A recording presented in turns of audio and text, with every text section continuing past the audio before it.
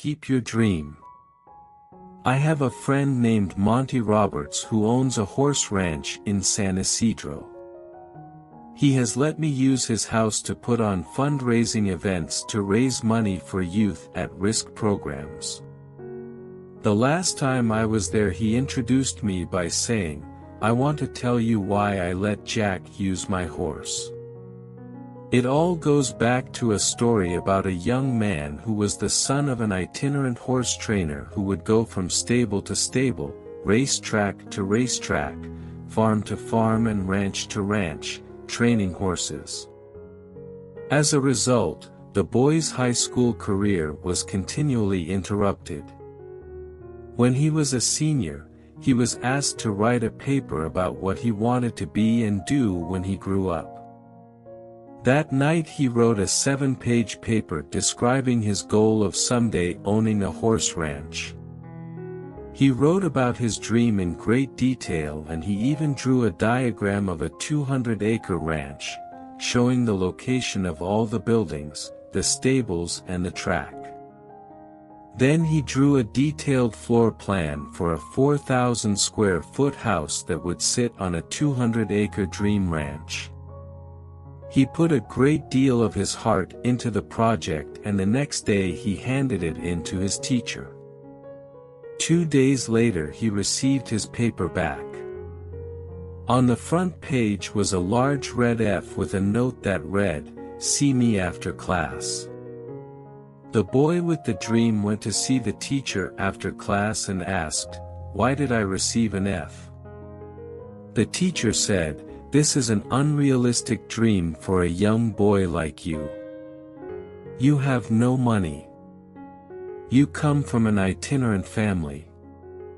You have no resources. Owning a horse ranch requires a lot of money. You have to buy the land.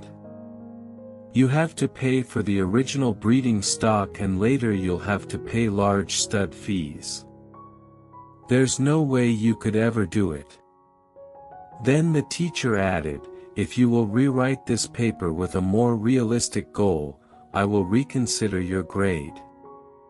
The boy went home and thought about it long and hard. He asked his father what he should do. His father said, "Look, son, you have to make up your own mind on this. However, I think it is a very important decision for you." Finally, after sitting with it for a week, the boy turned in the same paper, making no changes at all. He stated, "You can keep the F and I'll keep my dream."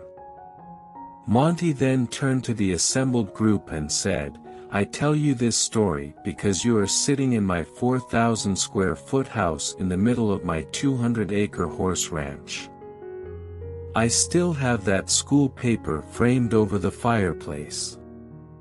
He added, "The best part of the story is that 2 summers ago that same schoolteacher brought 30 kids to camp out on my ranch for a week. When the teacher was leaving, he said, 'Look, Monty, I can tell you this now. When I was your teacher, I was something of a dream stealer. During those years I stole a lot of kids' dreams. Fortunately you had enough gumption not to give up on yours. Moral: don't let anyone steal your dreams. Follow your heart, no matter what. No dream is too big or too small when one works hard to live it. One should always try making dreams come true no matter what."